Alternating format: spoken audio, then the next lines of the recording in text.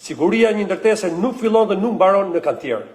Ajo nis me projektimin, vijon me zgjedhjen e materialeve, zbatimin e punimeve, kontrollin teknik, kolaudimin, përdorimin, mbërmbajtjen dhe inspektimin periodik të tyre. Në këtë kuptim, kontrolli i materialeve të ndërtimit mbetet shumë i rëndësishëm. Materialet janë themeli fizik i sigurisë, por ato nuk mund të shihen të shkëputura nga projektimi, nga instalimet, nga zbatimi, nga mirëmbajtja dhe nga kontrolli i objektit.